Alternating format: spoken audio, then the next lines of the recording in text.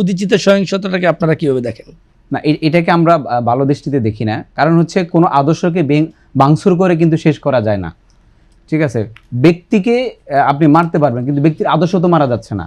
এই ক্ষেত্রে আমাদের অবস্থা হচ্ছে, আপনি উদীচী এবং ছায়ানট ওরা কিন্তু দীর্ঘদিন ফ্যাসিবাদের কিন্তু বয়ান কিন্তু এস্টাবলিশ করছে বিভিন্ন মাধ্যমে, যদিও তারা এই ফ্যাসিবাদ বিরোধী লড়াইয়ে তো উদীচী মাঠে ছিল। হ্যাঁ, মাঠের শেষ পর্যায়ে এসে তখন তারা দেখলো যে আপনার আর কোনো উপায় নেই, তখন হচ্ছে তারা এটা করছিলেন।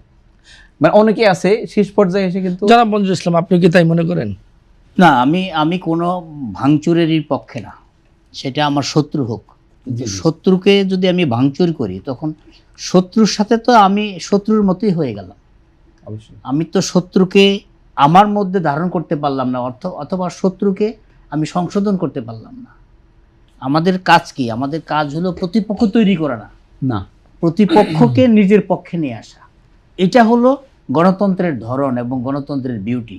এখন আজকে আমরা ছায়ানটে হামলা করলাম, আমরা উদীচিতে হামলা করলাম, আমরা 2টা পত্রিকা অফিসে হামলা করলাম। মেসেজটা কি দাঁড়ালো? সারা পৃথিবীতে মেসেজটা গেল যে বাংলাদেশে একটা নৈরাজ্যকর পরিস্থিতি তৈরি হয়ে গেছে।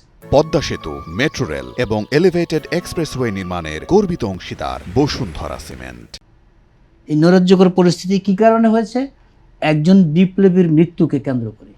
বিপ্লবীকে ইনকিলাব মঞ্চের একজন নেতা। ইনকিলাব মঞ্চ কি? ইনকিলাব মঞ্চ হলো এই জিনিস। এই যে ইনকিলাব মঞ্চের ব্যানারে টোটাল বিষয়টা, ঘটনাটা ঘটলো, এই দায়িত্ব তো ইনকিলাব মঞ্চ ইচ্ছা করলেও অ্যাভয়েড করতে পারবে না। কারণ ইনকিলাব মঞ্চ যদি বলে যে এই লোক আমার না, এখন ইনকিলাব মঞ্চকে প্রমাণ করতে হবে কোন লোক তাদের। কারণ এখন পর্যন্ত ইনকিলাব মঞ্চের এমন রেজিস্টার্ড কোনো তালিকা নাই, এমন রেজিস্টার্ড কোনো সংগঠনের নাম সারা দেশের নাম নাই যারা যারা ইনকিলাব মঞ্চের সদস্য। অনেক রাজনৈতিক দলেরই সেটা নাই। কর্মী সমর্থক এরকম আছে, কিন্তু তালিকাভুক্ত নাই যে এরা আমার কর্মী সমর্থক। যেমন জামাতে ইসলামের যারা, তারা জামাত বলতে পারবে বা বামপন্থী দলগুলো বলতে পারবে সারা দেশে তাদের কতগুলো কর্মী আছে, কতগুলো ভোটার আছে, কতগুলো সাথী আছে, কতগুলো ইয়ে আছে।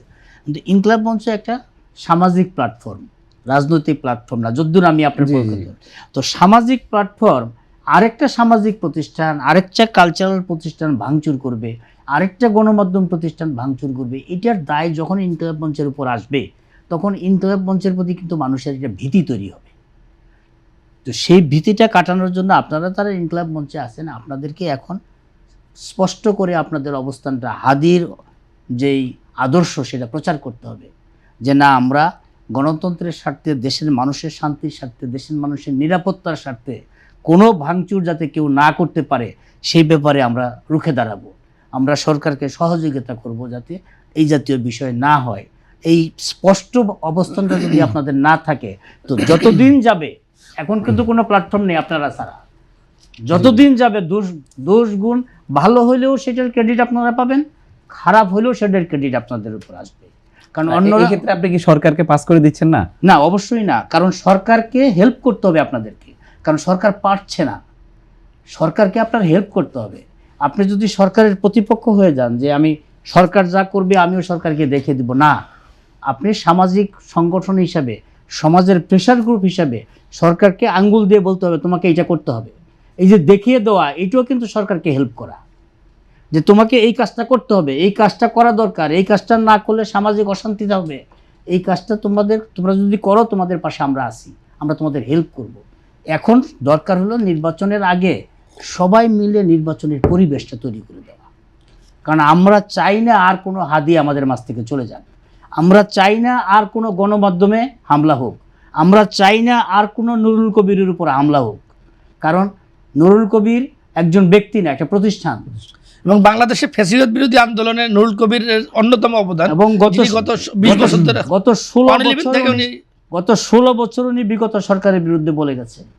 111 থেকে শুরু করে 111 সরকারের বিরুদ্ধে বলে গেছে যে এরকম একটা বজ্রকণ্ঠ যদি এরকম মবের মধ্যে পড়ে লাঞ্ছিত হয়, সেটা দেশের মানুষ হিসাবে, একজন সাধারণ মানুষ হিসাবে কিন্তু আপনি এটা সবার জন্য লজ্জার, যে আমরা সম্মানিত মানুষকে সম্মান দিতে পারি না। যদি আমাদের পক্ষ থেকে, দেশবাসীর পক্ষ থেকে, আপনাদের সামাজিক সংগঠন ইনকিলাব মঞ্চের পক্ষ থেকে যদি আমরা একজন সম্মানিত মানুষকে সম্মান দিতে না পারি, আমি যদি আপনাকে সম্মান না দেই, আপনার কাছ থেকেও কিন্তু আমি সম্মান আশা করতে পারি না। এখন সবাই মিলে আমাদের দেশটা গড়ে তুলতে হবে, নির্বাচনটা যাতে বানচাল না হয়, কোনো মহল যাতে আরেকটা হাদির জন্ম দিয়ে আরেকটা হাদির পরিণতি কাউকে করে নির্বাচন যাতে বানচাল করতে না পারে।